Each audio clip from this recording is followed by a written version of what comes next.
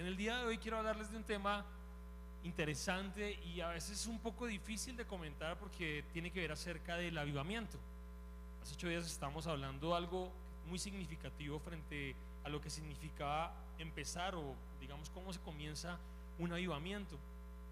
Y cuando yo veía el tema me preguntaba ¿qué pasa con la iglesia en Colombia y qué pasa con la iglesia a nivel, digamos que internacional y mundial? Y es curioso que hoy día ser cristiano es muy fácil.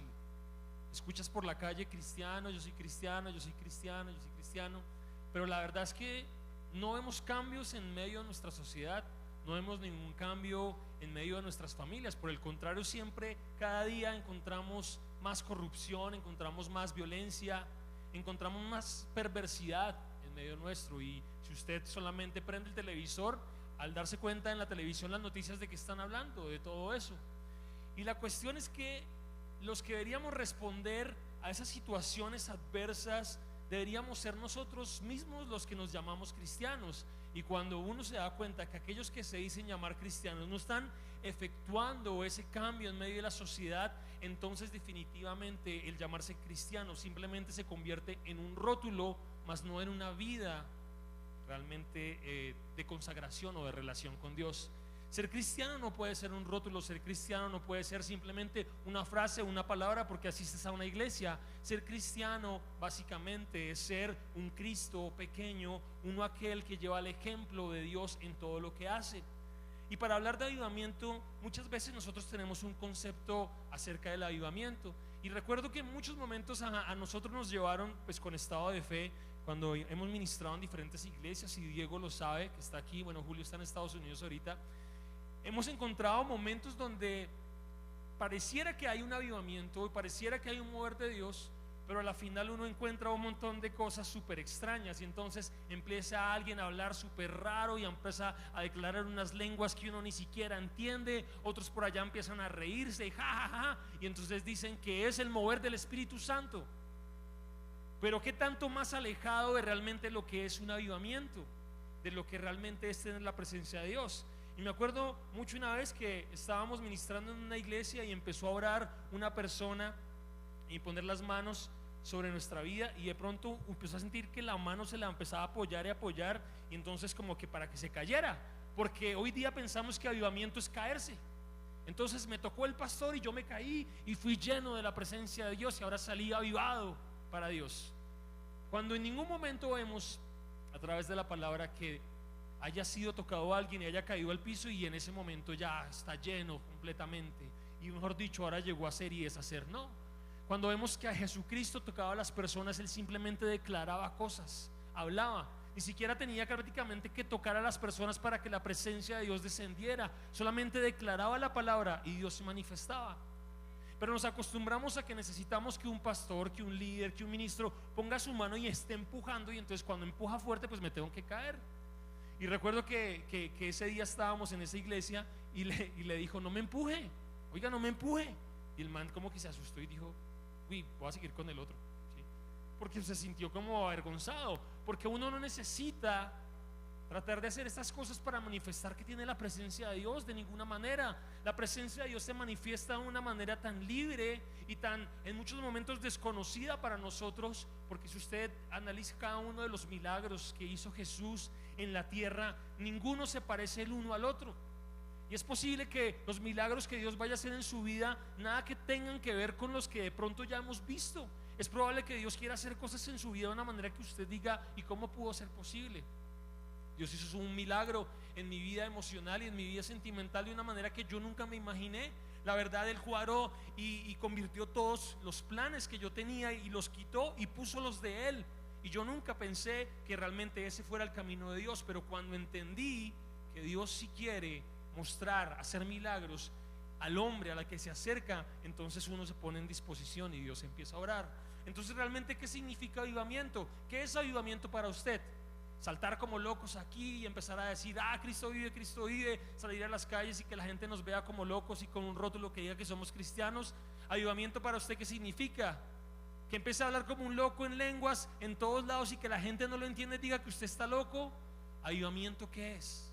Es muy importante que empecemos a entender que el avivamiento no está relacionado muchas veces con manifestaciones físicas o manifestaciones de lo que hacemos, sino con una manifestación espiritual, una manifestación de la misma presencia de Dios en el hombre. Hablar de lo que al parecer hoy día se entiende por avivamiento o mover del Espíritu Santo es totalmente distinto a lo que realmente es. Entonces, ¿qué es el avivamiento? Y dice aquí una definición que es la acción y efecto de avivar o avivarse. Avivar significa dar viveza, excitar, animar, encender. Cuando hablamos del fuego es como acalorar, hacer que arda más, cobrar vida, vigor, además de otros. En cambio, evangelización significa predicar la fe de nuestro Señor. Lo que acabamos de hacer justamente es comprometernos ¿para qué? Para orar por cierto tipo de personas, para evangelizarlas. Pero antes del evangelismo tiene que existir ¿qué? El avivamiento. Porque es imposible ir o pretender tratar de trabajar con personas que desconocen a Dios, que no han tenido un cambio, cuando yo mismo no estoy avivado, no estoy motivado, no conozco a un Dios real y personal. Y por eso muchas veces cuando vamos a evangelizar fallamos. Muchas veces tratamos de convencer a las personas de que Dios es poderoso, de que Dios es real, de que Dios puede cambiar sus vidas, pero en el interior yo no puedo cambiar. En el interior yo sigo siendo el mismo. En mi interior simplemente soy uno que me digo ser cristiano, que estoy en una silla sentado. ¿Por qué? Porque no he sido avivado por la presencia de Dios. Y por eso la iglesia necesita el avivamiento. Y por eso tú y yo necesitamos entrar en avivamiento. Y no se necesita sino simplemente la disposición del corazón. Y muchas veces pensamos que para tener avivamiento entonces tiene que venir un ángel de Dios y pasar por aquí, por el medio de la iglesia, y empezar a tocar a todo el mundo, y ahí sí viene la presencia de Dios. O pensamos que el avivamiento es una manifestación interesante de Dios. De pronto algo pasó en el cielo y eso empezó a resplandecer, como muchos pues con respeto, de los católicos hacen, que porque apareció una virgen entonces en la pared, entonces es la manifestación de Dios en medio de ese lugar, cuando es totalmente ¿qué? Incorrecto. Que porque en el chocolate le apareció la Virgencita María, entonces por eso la manifestación de Dios para esa familia. De ninguna manera.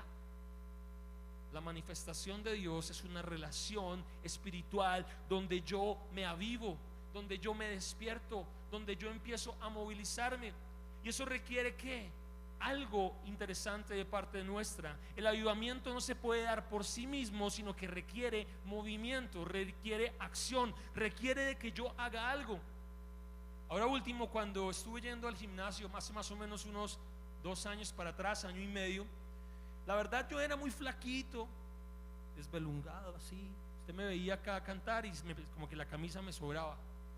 Y entonces yo no entendía cómo esa gente que usted ve en el gimnasio así grande, todos acuerpados, ¿cómo hacen ellos para lograr conquistar ese cuerpo? Y siempre yo miraba y decía, es tan complicado. Entonces empecé a leer y a tomar datos de cómo se puede uno ejercitar y cómo puede tener un mejor cuerpo, cómo puede tener una mejor alimentación.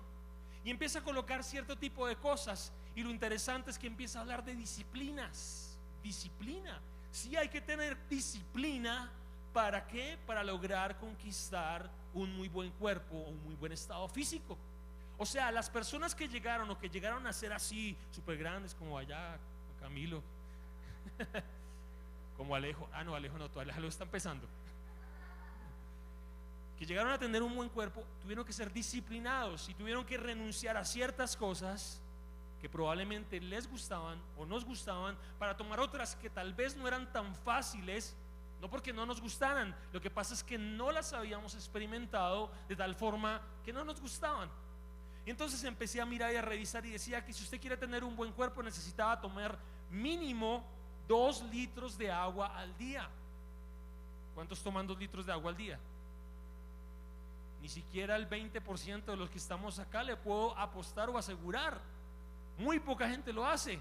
Además de eso dice que usted tiene que quitar todo lo que son las torticas, los dulces y todo eso. Por lo menos una vez a la semana solo lo puede consumir.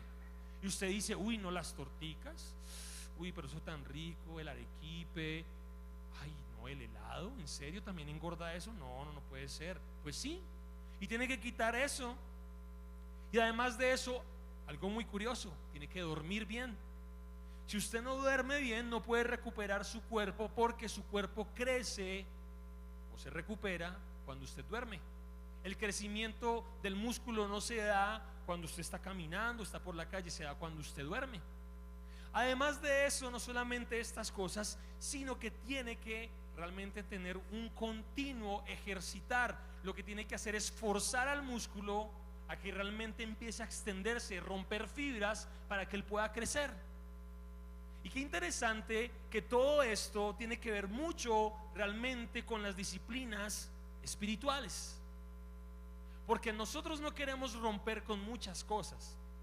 Y cuando yo estoy hablando acerca del ejercicio, probablemente usted renuncia y adquiere otros hábitos que no son tan chéveres, no son tan bacanos, pero generan un resultado increíble.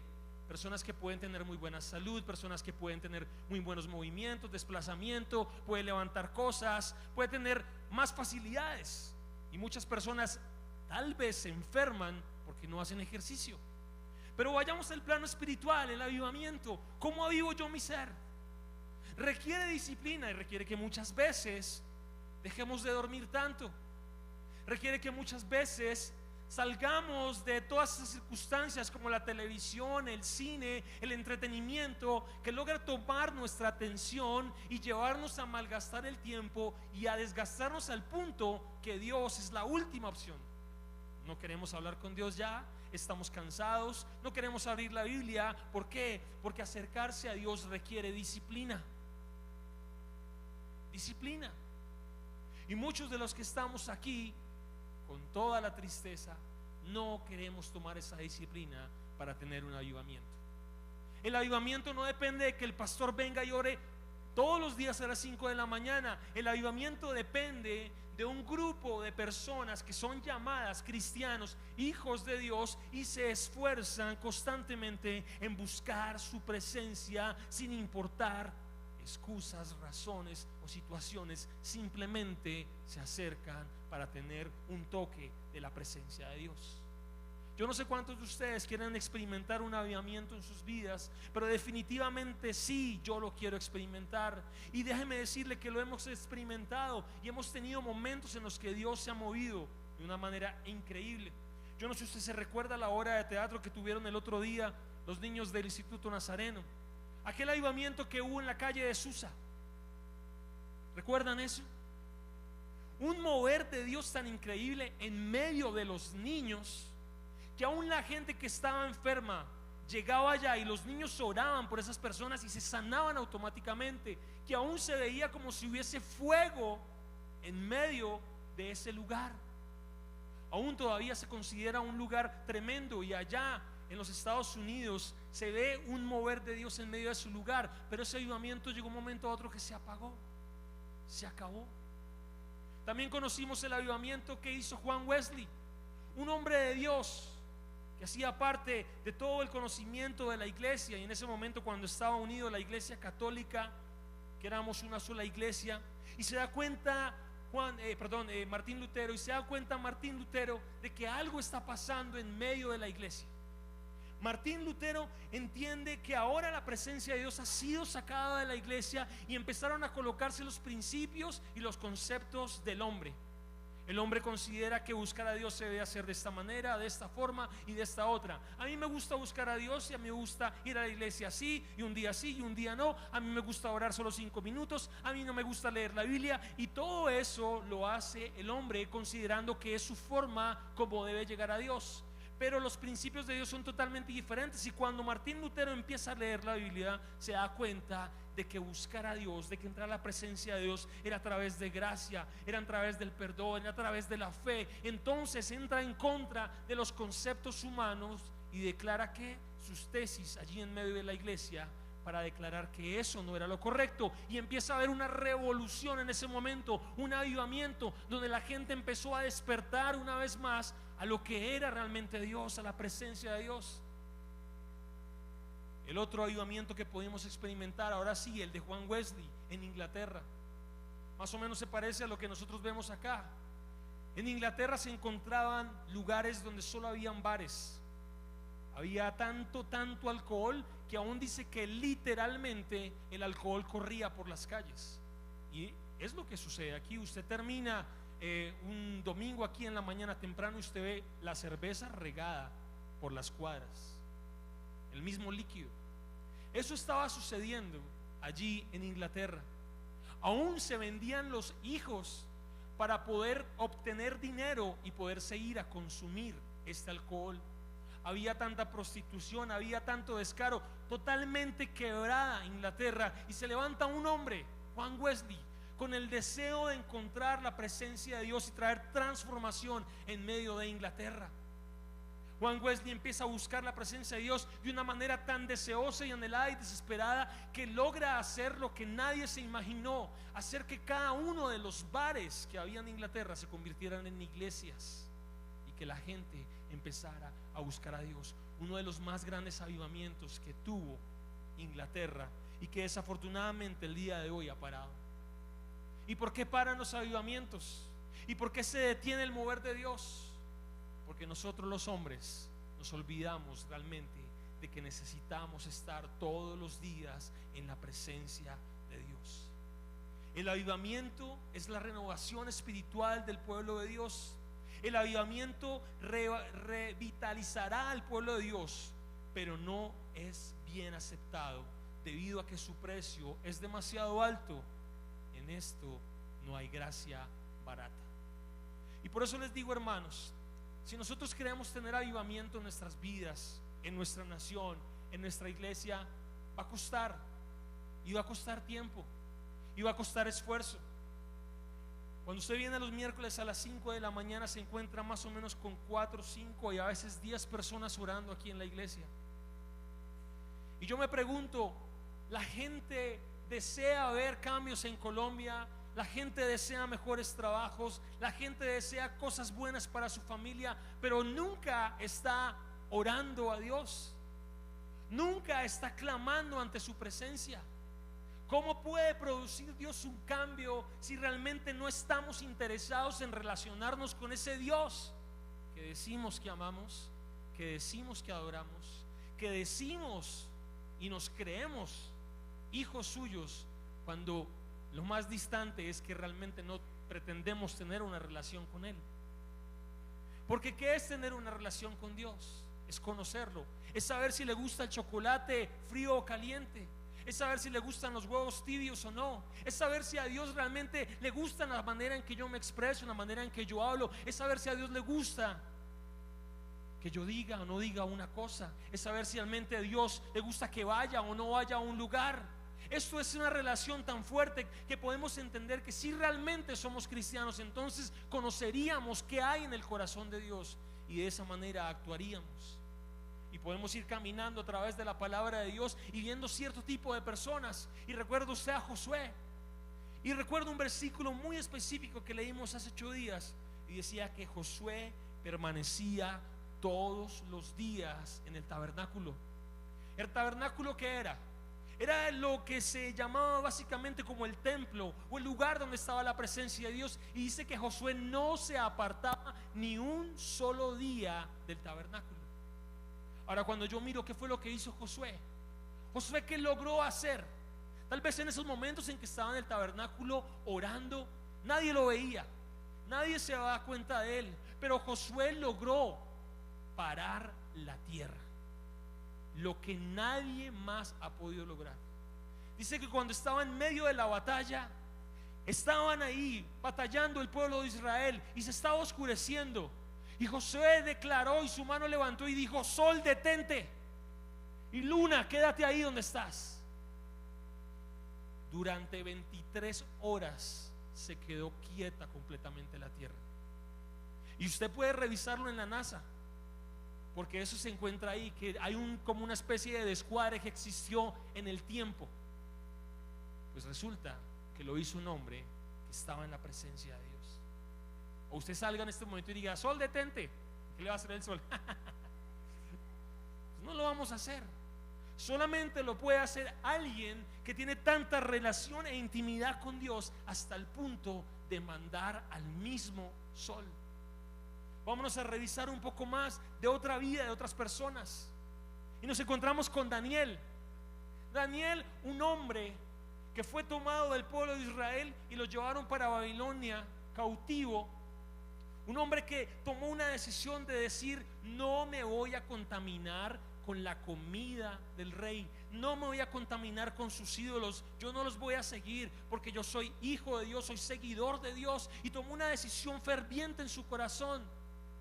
Y dice allí que pasado el tiempo se colocó un edicto en medio de ese lugar, que nadie podía adorar a otro Dios diferente o a la estatua que habían colocado allí. Y resulta que Daniel dijo: lo siento mucho, pero yo no voy a dejar de adorar a Dios, de orar y buscar su presencia. Y dice que todos los días, como él lo hacía 3 veces al día, oraba a Dios y se postraba. ¿Y sabe qué hizo él? Abrió las ventanas de su casa y que todo el mundo lo viera. ¿Y sabe qué pasaba si lo veían adorando a un Dios que no habían dicho ellos? Tenía que ir al foso de los leones. Y cuando vieron eso, los otros sacerdotes, que Daniel estaba buscando a otro Dios, entonces se acercaron allí al rey y le dijeron: Daniel está adorando a otro Dios que no es el Dios que nosotros dijimos. Y tomaron a Daniel y lo llevaron preso y lo metieron allí en medio de un foso de los leones. Leones hambrientos que no habían comido durante mucho tiempo. ¿Y sabe qué sucedió? Dios cerró la boca de los leones. No le pasó absolutamente nada a Daniel. ¿Y esto quién lo hace? Lo hace una persona que realmente tiene una relación con Dios tan íntima, tan personal, que hay un avivamiento en su ser, que hay un fuego en su interior. Y si vamos un poco más adelante, los amigos de Daniel, Sadrach, Mesach y Abednego, se encontraban allí en medio también en ese momento de Persia. Y resulta que ¿qué sucedió? Se levantó una estatua en nombre del rey y tenían que adorarla. Ellos dijeron: no, nosotros no vamos a adorar esta estatua, oh rey, tienes que saber eso. Nosotros no lo vamos a hacer ni nos vamos a inclinar. Ok, si ustedes nos inclinan, los voy a meter ¿a dónde? A un fuego tenaz que ustedes no se imaginan. Los voy a encerrar allí y que queden totalmente calcinados. Y le dijeron: sepa, oh rey, que no vamos a dejar de adorar a nuestro Dios. Y si aún así perecemos, no importa. Nosotros amamos a nuestro Dios porque lo conocemos. Y dice que allí los tomaron a ellos, y que aún las personas que los levantaron y los tenían amarrados, cuando los botaron, dice que las sogas se quemaron y las personas que los botaron también se quemaron. Imagínense la llama de fuego tan tenaz. ¿Y qué pasó con estos hombres? Dice la palabra de Dios que ellos estaban caminando en medio del fuego y nada les estaba pasando. Y que aún apareció la cuarta imagen de un hombre, que entendemos que es como si fuera la imagen de Jesucristo estando en medio de ellos. Hombres disciplinados, hombres que anhelaron, hombres que amaron, que se esforzaron por la presencia de Dios, y Dios se manifestó de una manera sobrenatural en medio de sus vidas. ¿Y por qué dista de nosotros? ¿Y por qué nosotros como cristianos no podemos hacer eso? Si nos llamamos hijos de Dios y tenemos el mismo Dios que Sadrach, Mesach y Abednego, el mismo Dios de Daniel, el mismo Dios de Moisés, el mismo Dios de Abraham, ¿por qué no podemos hacer las mismas cosas? ¿Acaso Dios ha cambiado? ¿Acaso los tiempos son diferentes? ¿Acaso el siglo XXI, ahora con todo lo que tiene, ya no puede sorprenderse con las cosas de Dios? Definitivamente no es así. Me encanta mucho un versículo que dice en el Salmo número 51, versículo 10, y habla David y dice: crea en mí, oh Dios, un corazón limpio y renueva un espíritu recto dentro de mí. Vuélveme el gozo de tu salvación y espíritu noble me sustente. Y la respuesta en el versículo 12 y 13: entonces enseñaré a los transgresores tus caminos y los pecadores se convertirán a ti. Pero mira lo interesante que dice David: crea en mí, oh Dios, un corazón limpio y renueva un espíritu recto dentro de mí. Cuando hablamos acerca del avivamiento, definitivamente necesitamos santidad, definitivamente necesitamos pureza en nuestro corazón. No podemos tener avivamiento si en nosotros hay pecado, si en nosotros hay equivocación, si queremos vivir una vida que es contraria completamente a Dios. Dios no se va a manifestar en un corazón orgulloso, en un corazón que cree y considera que todo lo puede hacer, porque Dios es un Dios que respeta tu posición. Y por eso dice allí en Apocalipsis 3:21: he aquí estoy yo a la puerta y llamo, si alguno oye mi voz y abre la puerta. Pero si abres la puerta, no es que Él va a entrar y entonces llegué a mi casa y punto. No, he aquí estoy a la puerta y llamo. Yo no sé cuántos han escuchado ese llamado temprano en la mañana. El Espíritu Santo: quiero hablar contigo, despiértate. Uy, qué sueño, estoy súper cansado, estoy agotadísimo, mucho trabajo. Y llega la noche y el Espíritu: quiero hablar contigo, quiero pasar tiempo contigo. Y tú ocupado en tus quehaceres, en tus cosas, y definitivamente empezamos a contaminarnos de un montón de cosas que vemos en el mundo, porque pasamos 24 horas al día con el mundo y 0 con Dios. ¿Cuál va a ser el resultado? Nos volvemos humanistas, nos volvemos distantes de Dios. Y por eso el salmista le escribía: crea en mí, oh Dios, un corazón limpio y renueva un espíritu recto dentro de mí. Límpiame. Yo no sé cuántos de ustedes viven con situaciones, a mí me pasa, yo no soy perfecto, tengo equivocaciones, pero cuando vengo a su presencia le digo: quebrántame, Señor, quita mis debilidades, esas cosas que no puedo, que a veces son difíciles. No sé si a usted le cuesta en algunos momentos de pronto decir la verdad y por ahí dicen mentiras piadosas, pero yo me imagino que si David en algún momento pensaba en las mentiras piadosas, decía: Señor, crea en mí, oh Dios, un corazón limpio. Quítame esas mentiritas, quítame esas palabras. Señor, no quiero mirar a las mujeres de esta manera. Señor, yo quiero ser puro en mi corazón. Pero él tenía una relación con Dios. No quiere decir que porque seamos imperfectos Dios nos va a echar fuera. Por el contrario, en medio de nuestra imperfección nos acercamos a Dios para que Él nos perfeccione, para que Él nos transforme. Y el salmista lo tenía claro. Y usted puede ver que David cometió muchos errores, y los errores más nefastos que tal vez podría uno pensar. No solo fue adúltero, sino además de eso fue asesino. Y usted podría decir: ¿cómo Dios tiene relación con un adúltero, con un asesino? Pues porque ese adúltero y ese asesino reconoció que había fallado y que necesitaba más que cualquier cosa en su vida la presencia de Dios. A diferencia de Saúl, él lo único que le dijo: Señor, a mí no me interesa ser el rey de Israel, y si quieres tomar todas estas posesiones, y si quieres tomar todo esto que me fue dado, tómalo, pero no quites de mí tu presencia, no quites de mí tu Santo Espíritu. El esfuerzo de David no fue un esfuerzo por conquistar, por hacer más dinero, por tener más territorio. El esfuerzo de David fue un esfuerzo por la presencia de Dios, por humillarse. Porque si tenía que levantarse a las 4 de la mañana a buscar a Dios, no le importaba y lo hacía. Aun cuando usted lee los salmos, se entiende que él tiene algo que se llama el proscuneo. Y el proscuneo lo que significa es que era tal la postración del ser delante de la presencia de Dios que ni siquiera se arrodillaba, sino que se botaban literalmente al piso con el rostro en la tierra delante de la presencia de Dios, diciéndole: aquí soy, aquí estoy, Señor.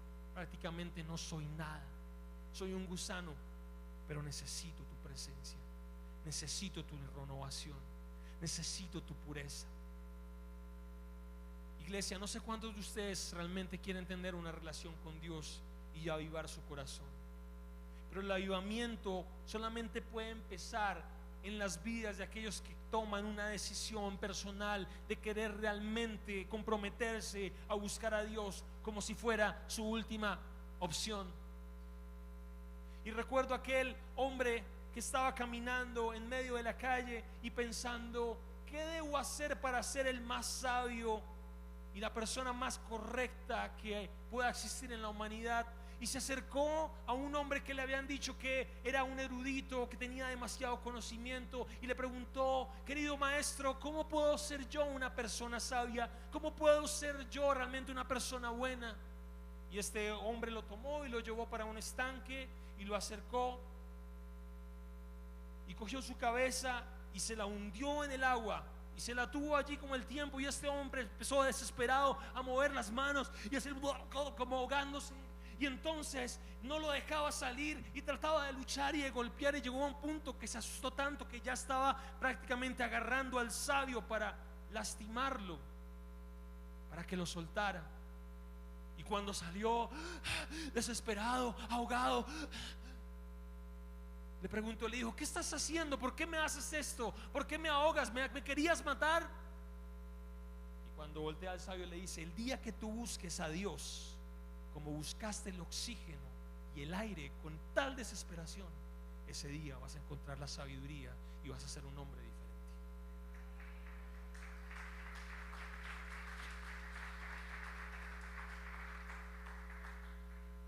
Es imperativo que si queremos realmente un avivamiento y una transformación en nuestras vidas, en nuestros niños, en nuestros jóvenes, en los adultos, debemos buscar con desesperación la presencia de Dios. Justamente hoy estábamos cantando bastantes canciones, y dice esta canción: abro el corazón y las ventanas de los cielos, abro mi corazón y lo dispongo. En esta mañana, si quieres hoy venir, Dios, ven.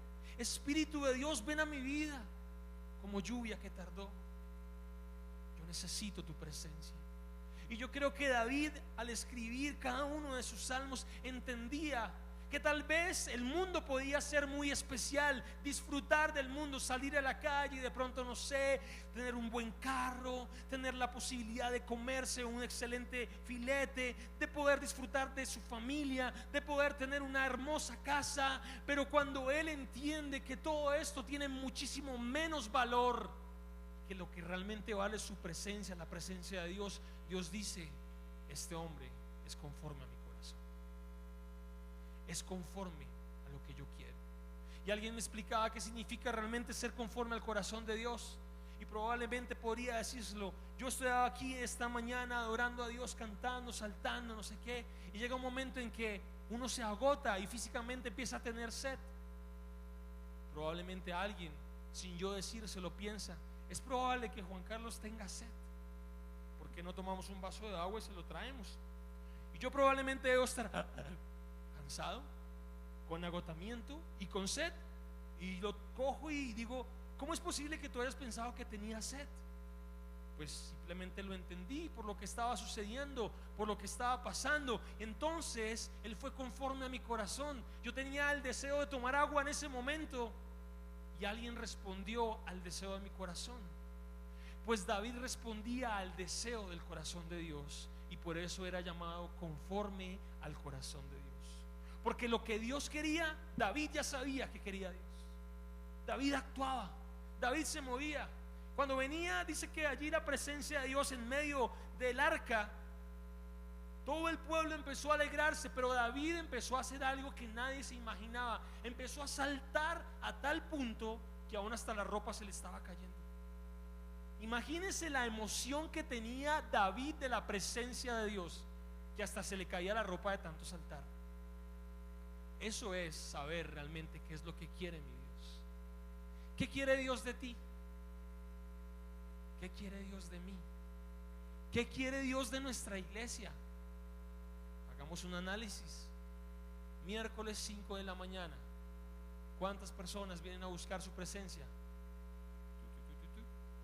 No pasan de las manos, de los dedos de mis manos. Martes 5 de la mañana, exactamente igual. ¿Cuántas personas están en los ayunos? Probablemente en el ayuno. Y recuerden que siempre es el primer domingo de cada mes. No estamos más de la mitad de los que estamos aquí en esta mañana. ¿Por qué? Porque es más fácil sacarle el cuerpo a la oración. Usted dice: hay culto de milagros, entonces, wow, culto de milagros, qué bacano, vamos a los milagros. Pero dicen: hay culto de oración. Bueno, eso no es tan importante. ¿Por qué? Porque oración puedo hacer en mi casa, en mis cobijas, tranquilo, ahí en la casita, relajado. Entonces le sacamos el cuerpo a lo que es realmente importante y le damos oportunidad a lo que realmente no lo es. Ningún hombre es más grande que su vida en la oración. El pastor que no está orando está jugando al pueblo. El pastor que no busca la presencia de Dios está fallando. Pero ¿qué de aquellos que son los filigreses? ¿Qué de aquellos que vienen a la iglesia con necesidad?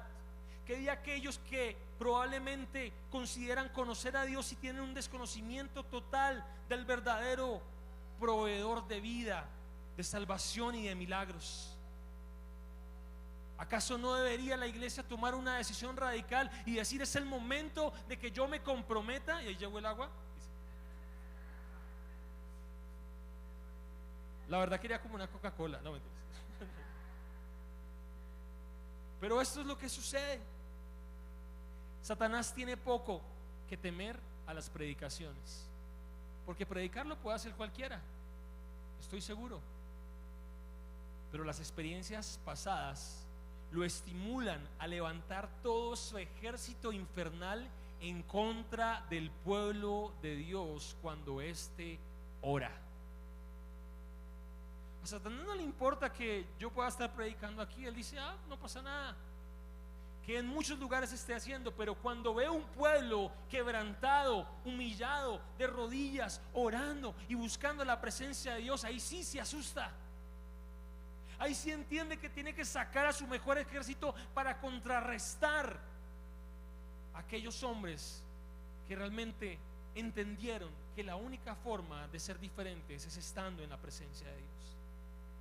Por eso el secreto de la oración es la oración en secreto. ¿Y qué le dijo allí Jesús a sus discípulos en Mateo capítulo 6 versículo 6? Pero tú, cuando ores, ¿qué dice? Entra a tu cuarto, y tu Padre que está en lo secreto, dice que cierres la puerta, y tu Padre que está en lo secreto te recompensará en público. Hay muchas cosas que probablemente usted luche con todas sus fuerzas, que probablemente usted quiera y anhele con todas sus fuerzas y nunca las obtenga, porque es en sus fuerzas. Pero hay muchas cosas que si usted se mete a su cuarto y cierra la puerta y hable con su Padre, Dios se las va a dar. Y yo soy testigo de eso. Muchas de las batallas que he tenido, muchas de las circunstancias en mi vida, he entendido que no se trata muchas veces de ir a luchar afuera, sino que Dios se manifiesta en medio de la oración en el secreto. Ahora que estamos haciendo los preparativos del matrimonio con Lau, es increíble cómo Dios ha estado haciendo un montón de cosas.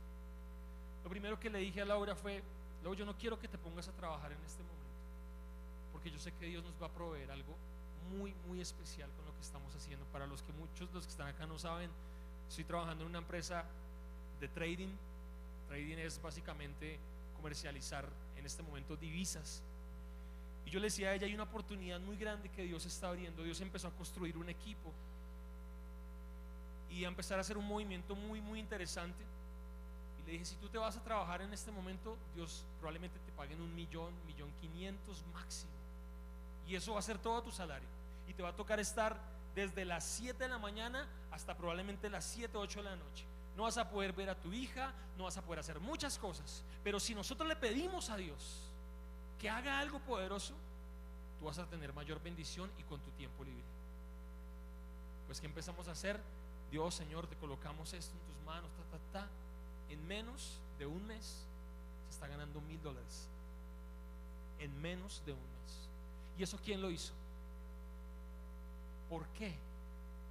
Por aquellos hombres que se postran y buscan su presencia. Es probable que ella haya cogido un montón de hojas de vida y las haya repartido en un montón de lugares, a ver si le daban el trabajo, a ver si le daban la opción. Pero cuando yo me acerco a Dios y yo le digo: Dios, tenemos una necesidad, ¿qué tengo que hacer? Y Dios te dice: voy a manifestarme, voy a actuar de esta manera.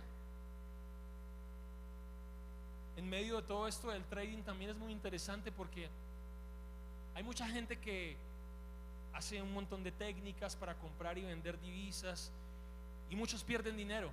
No se los voy a negar, mucha gente pierde dinero. Y yo me acerqué a Dios y le dije: Dios, yo quiero ser uno de los mejores traders que hay.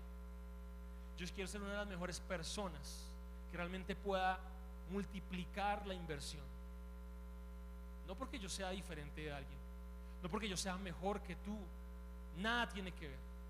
Pero Dios me manifestó y me mostró algo en medio de las negociaciones que hacía, como si me abriera los ojos, como si alguien me hubiera soplado y me hubiera dicho qué tenía y qué no tenía que hacer. Empecé el 18 de enero con una cuenta de $200. Básicamente, en rentabilidad, el banco a usted le da ¿cuánto? El 7% efectivo anual, más o menos. Esa es la rentabilidad, ¿verdad? Que eso no es nada, pero es lo que mucha gente conviene para hacer un CDT. Y yo le dije: Dios, tú me mostraste algo poderoso y yo voy a actuar en medio de esto. En el primer mes logré generar esos $200 y convertirlos en prácticamente $500. ¿Cuánto es en porcentaje eso? ¿El qué? El 150% en un mes. Díganme ustedes, ¿quién le da el 150% de rentabilidad en un mes? Nada. Usted puede comprar una casa que vale 100 millones de pesos, pero un mes no va a valer 250 millones. Y yo le dije: Dios, muéstrame la forma y la estrategia. Y Dios se manifestó en lo secreto. En lo secreto. ¿Por qué? Porque al que lo busca, Dios se muestra y se revela. Al día de hoy esos $200 ya van por $1,100 de ganancia. Y estoy haciendo lo que se llama el interés compuesto. Después le hablaré en cuanto terminará esa cuenta. Pero quiero decirles una cosa. No sé cuáles sean sus necesidades, sus deseos, sus anhelos de corazón, pero sí sé que tenemos un Dios grande y poderoso. Y sí sé que si hay un pueblo que lo busca, que se postra en la presencia de Dios, que clama, encontrará lo que siempre ha anhelado. Yo ya le dije a Lau: la casa que yo quiero está puesta en mi oficina. Y le dije: esa casa la vamos a tener. ¿Por qué? Porque todo lo puedo con Dios. Porque los límites los ponemos nosotros. Porque es muy fácil, o diría yo, salir a la calle, esforzarse y hacer 1000 cosas para pretender tener una mejor vida financiera, tener una mejor vida en muchos sentidos, y luchar y luchar y luchar y desgastarse y terminar cansado en la casa y pronto tener un resultado. Pero es muchísimo mejor venir a la casa de Dios, quebrantarse en su presencia, orar a Él y saber exactamente: Dios, ¿dónde me dice que debo ir? ¿Dónde me dice que debo invertir? ¿Dónde me dice que debo comprar? Porque yo puedo tener 100 posibilidades, pero Dios conoce la mejor, la única y la mejor. Entonces, ¿cuál es el problema del avivamiento? Que definitivamente nosotros no nos queremos comprometer en buscar la presencia de Dios, porque requiere disciplina, porque requiere esfuerzo, porque requiere que usted sí se levante por la mañana, se quite las cobijas, y cuando todo está oscuro, cuando todo está en silencio y usted está cansado, porque sé que es estar cansado y no querer levantarse temprano, usted se postre en su cama, levante sus manos al Dios Todopoderoso y clame a Él, porque Él traerá las bendiciones, Él se manifestará en su vida, y todo lo que anhela su corazón, déjeme decirle, se hará, será hecho. Pero el camino fácil es que lo que hace todo el mundo: salir a la calle, trabajar, matarse todo el día y hacer un montón de cosas, y llegar a la casa no hay nada. Si hay cansancio, si hay estrés. Si usted quiere cambiar y tocar vidas, y usted hizo el compromiso de hoy, primero tiene que haber un avivamiento dentro de usted. Usted no va a convencer a nadie de que hay un Dios poderoso mientras usted no lo viva acá adentro. Usted no va a poder lograr que estas personas conozcan a un Dios todopoderoso mientras en usted no haya ese Dios poderoso, ese Dios que transforma, ese Dios de Moisés, ese Dios de Elías, ese Dios que hizo grandes maravillas. Y para embarrarla para eso era el vaso de agua, una cascada. Y para terminar, quiero hablarles exactamente de este hombre, Elías. Y recuerdan ustedes ese evento donde estaban los 400 profetas de ¿qué? 400 profetas de Baal. El pueblo de Israel había abandonado a Dios, como de costumbre. Había dejado a Dios por completo. ¿Por qué? Porque se acostumbró, porque empezaron a venir el conocimiento humanista que había en medio de Israel, se habían relacionado con otros pueblos, y estos pueblos que había sucedido, pues definitivamente les habían enseñado costumbres al pueblo de Israel a tal punto que ya no buscaban a Dios. Y empezaron los profetas de Baal a levantarse. Y dice allí que Elías hizo un reto en medio del monte Carmelo y le dijo a todos los 400 profetas de Baal: vamos a hacer algo, vamos a hacer un altar, y en ese altar vamos a permitir que el Dios más poderoso y grande, ese es el Dios de ustedes o mi Dios, descienda fuego del cielo y ¿qué? Y queme todo el altar. Entonces los profetas de Baal, ¿qué hicieron? ¿Listo? De una, hagámosle pues, Elías. Si realmente el Dios es Baal, yo voy a entonces ¿qué? A morir, y ustedes van a sacrificar mi vida. Pero si ustedes están errados, ustedes van a morir. Ellos dijeron: de una, nosotros somos 400 contra uno, suavecito, facilito. Y empezaron nuestros profetas de Baal, que empezaron como locos: que fuego, que fuego, que caiga fuego, que caiga fuego, que Baal, que no sé qué. Y empezaron a hacer un montón de cosas. Y Elías los miraba desde un lado y decía: pero que ya va mediodía y nada, y ustedes dando vueltas y cantando ahí como si fueran indiecitos. Y entonces dijeron: no, es que lo que falta es sangre, hay que meterle sangre a esto. Y cogieron los cuchillos y empezaron a latigarse ahí y a cortarse. Esto es pana de sangre.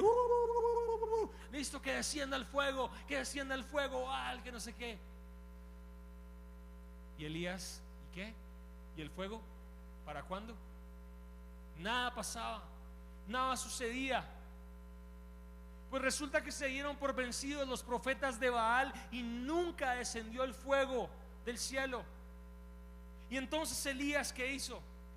Elías se acercó y dice que tomó el altar y una vez más lo ubicó, lo colocó de la manera correcta, y además de eso hizo una franja en medio del altar y lo llenó de agua. Imagínense, con agua. ¿Quién va a prender fuego con agua? Nadie. Y cogió el altar y cogió unas cubetas de agua y empezó a echarle agua encima. Y échele agua, y échele agua, y traigan la manguera, y traigan los bomberos, y le surtieron agua a todo ese altar. Pues dígame, ¿quién prende ese altar? Ni el hombre de fuego, ¿no? Y dice que a Elías se desplazó a una distancia del altar y levantó una oración a Dios y dijo que ahora conocen quién es el verdadero Dios. Señor, manifiéstate en medio de esto. Y el cielo se abrió y una columna de fuego cayó directamente en el altar, consumió el altar y consumió toda el agua que había ahí, que no quedó completamente nada. ¿Cuál es la diferencia entre un profeta de Baal y la diferencia entre Elías? ¿Acaso no podrían los profetas de Baal haber hecho eso? Elías era un hombre que realmente tenía relación e intimidad con Dios. Elías sabía quién era la clase de Dios al que él buscaba, al que seguía. Elías era un hombre que no decía: ay no, qué frío, Bogotá es muy fría por la mañana, y a las 4 de la mañana ni hablar, yo como que mejor no me salgo de las cobijitas. Elías no era un hombre que decía: estoy cansado, no tengo tiempo. Elías no era un hombre que se levantaba y prendía el televisor y se quedaba viendo televisión, o que le daba importancia a un montón de cosas. Elías era un hombre que lo único que quería era la presencia de Dios, y logró hacer tantas cosas que usted ni se imagina. Usted lo puede leer ahí en la palabra de Dios. Y me encanta lo que dice Santiago capítulo 5 versículo 17. Dice que Elías era un hombre sujeto a pasiones semejante a las nuestras. Era igual que nosotros, con sus debilidades, con sus cosas. Es que no somos perfectos. Pero dice que y oró. Una vez más, ¿qué hizo? Y oró. oró fervientemente para que no lloviese, y no llovió sobre la tierra por 3 años y 6 meses. Otra de las manifestaciones de Elías. Y oró. La pregunta es: si realmente usted quiere una transformación, un cambio en su vida, ¿está dispuesto a orar? ¿Está dispuesto a sacrificarse? ¿Está dispuesto a que nuestra Colombia cambie a través de la oración? Hace 8 días estábamos en las elecciones y mucha gente está preocupada porque si Petro queda presidente, entonces yo me voy de este país. Pero ¿qué podemos hacer los cristianos? ¿Qué podemos hacer tú y yo? Ese es el tiempo de orar. Ese es el tiempo de buscar la presencia de Dios. Ese es el tiempo de no poner excusas. Si quieres ser un fortachón espiritual, necesitas orar. Si quieres un avivamiento en tu vida, necesitas orar. Yo no te voy a decir otra cosa que necesites hacer, que tienes que ir a Monserrate y subir de rodillas, que tienes que, no sé, prácticamente darle vueltas entonces allí en el Vaticano. No. Si quieres la manifestación de Dios en tu vida, tienes que ¿qué? Orar. La oración es el resultado de una persona que toma decisiones frente a querer una relación con Dios. Elías oró no por la destrucción de los sacerdotes e idólatras, ni para que cayeran rayos del cielo para que consumiera alrededor al pueblo de Israel, sino para que la gloria de Dios y el poder de Dios se manifestara en medio de ese lugar. Dios quiere manifestarse en medio de tu vida. Dios quiere manifestarse en medio de tu casa. Pero la decisión la tienes que tomar tú hoy. ¿Estás dispuesto a sacrificarte? ¿Estás dispuesto a orar? El Salmo capítulo 2, versículo 8 dice: pídeme y te daré por herencia las naciones, y como posesión tuya los confines de la tierra. Hermano, tenemos al Dios dueño de las montañas, tenemos al Dios dueño de los cielos, de las cosas más hermosas y grandes que existen. ¿Cómo es posible que nosotros tratemos de buscar en otro lado y no en su presencia lo que realmente anhelamos y necesitamos? Pídeme y te daré por herencia las naciones, y como posesión tuya los confines de la tierra. ¿Qué es lo que tanto quieres? ¿Qué es lo que tanto anhelas? ¿Quieres cambiar una sociedad? ¿Queremos cambiar este lugar? Que estos bares se acaben, que se destruyan. No es que vamos a salir a echar machete o pistola. Bueno, ¿qué va a haber? Se nos van de aquí. No. Oración, santidad, avivamiento, quebrantamiento, su presencia, búsqueda de Él intensamente. ¿Cuántos de los que están aquí realmente quieren buscar a Dios de corazón?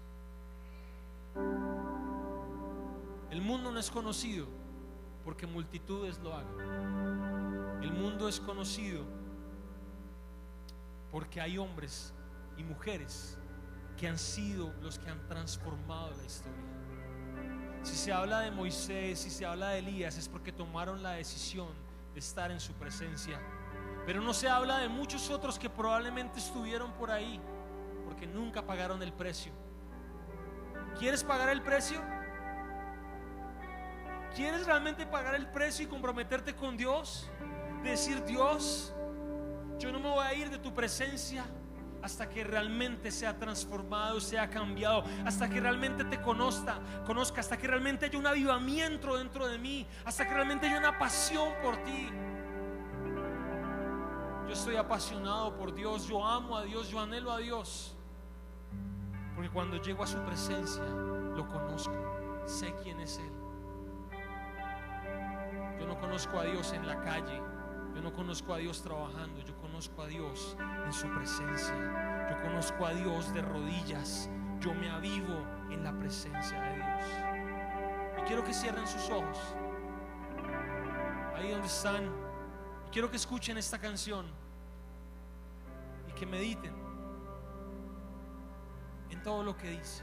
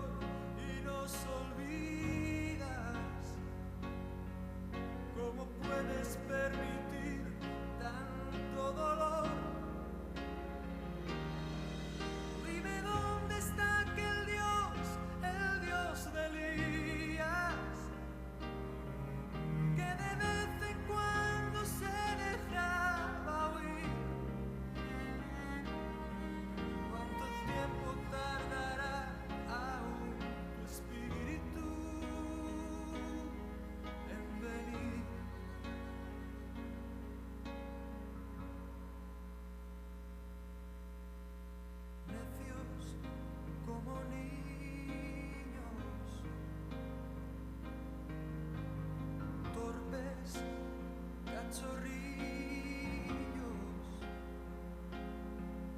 como nos gusta jugar y nos gusta preguntar aquello que hace tiempo sabemos ya.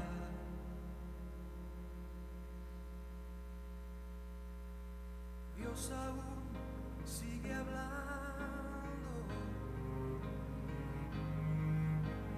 sigue aún contestando, y aquel que quiere oír aún puede percibir su voz de amor.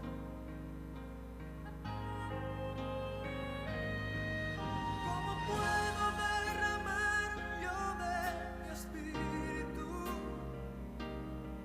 si mis hijos no se vuelven hacia mí? Ahora ciñete como un varón valiente. Yo hablaré y tú me contestarás a mí. ¿Dónde están aquellos hombres como Elías que dejaron todo por seguirme a mí?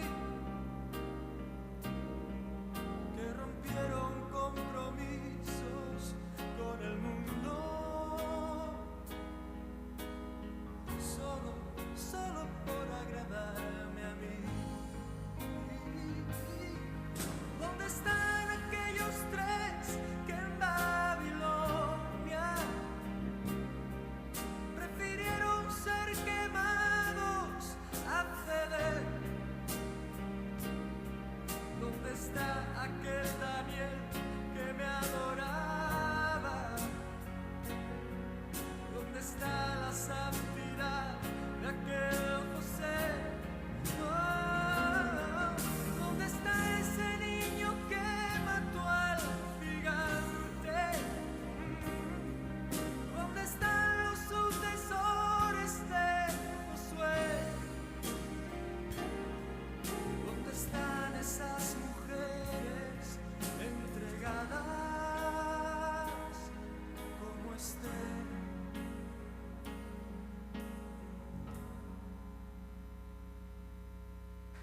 Jóvenes acabados,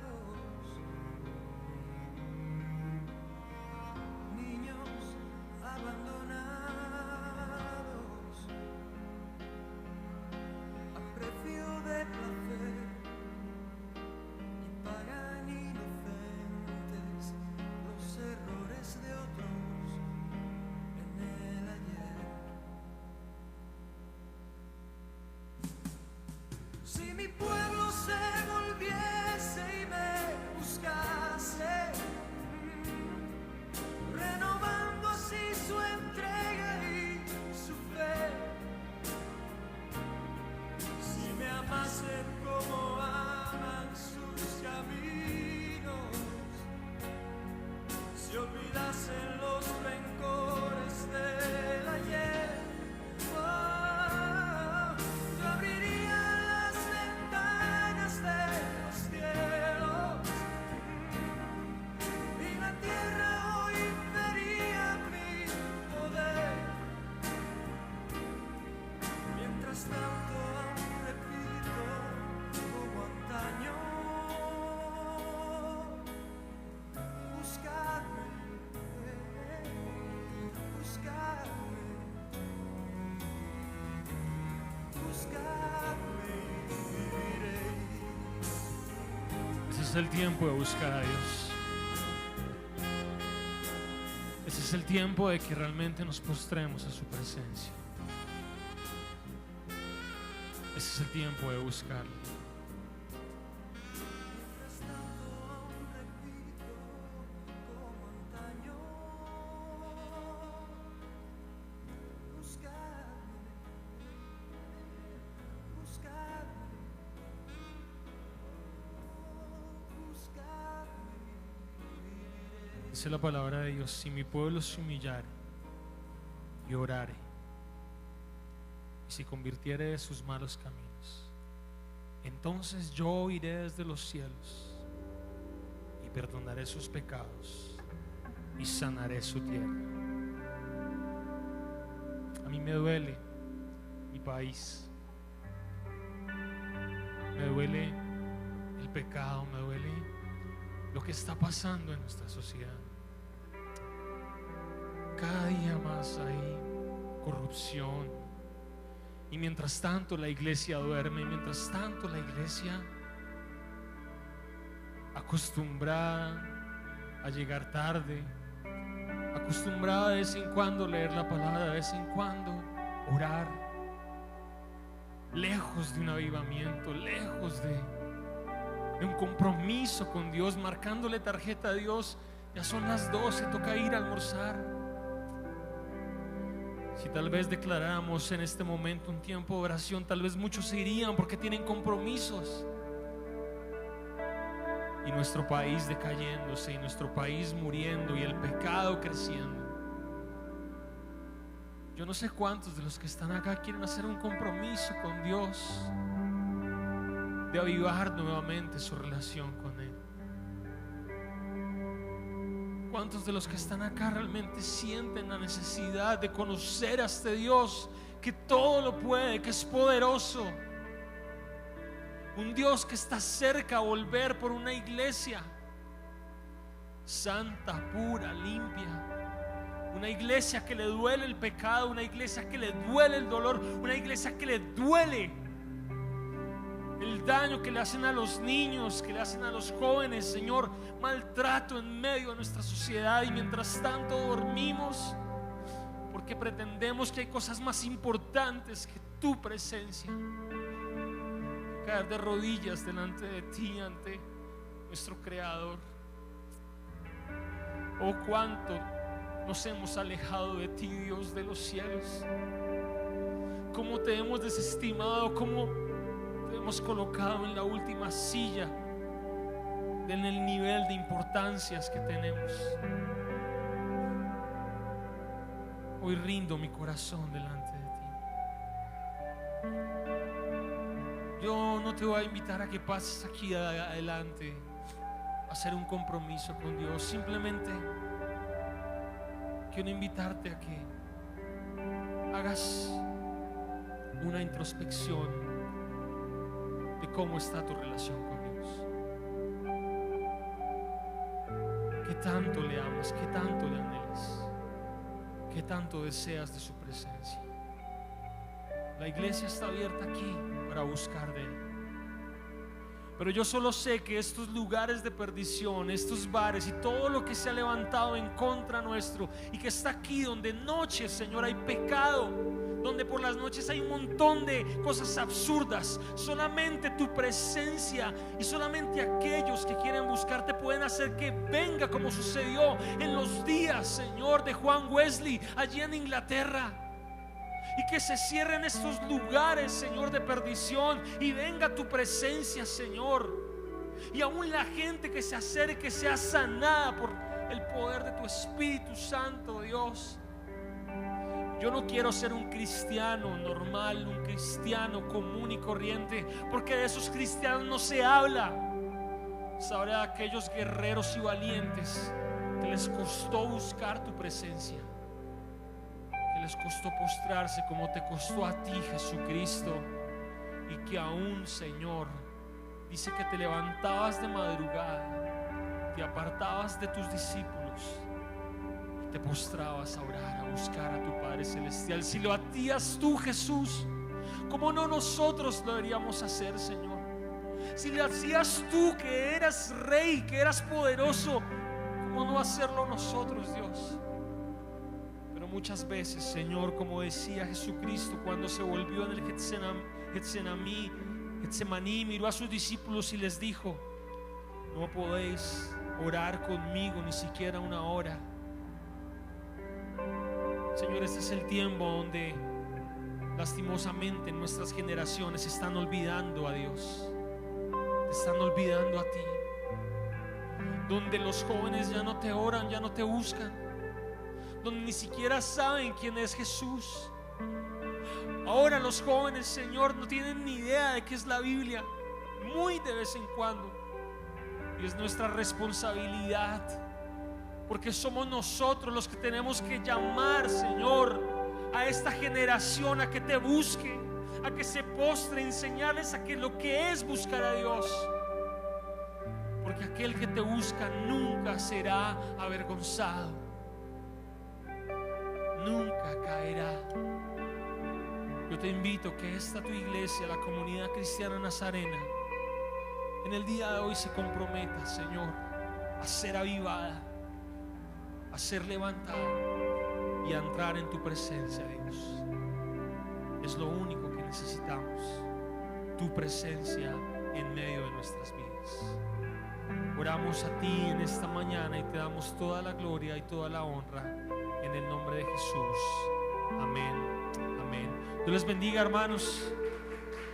Nos vemos el otro domingo. Que tengan buena tarde.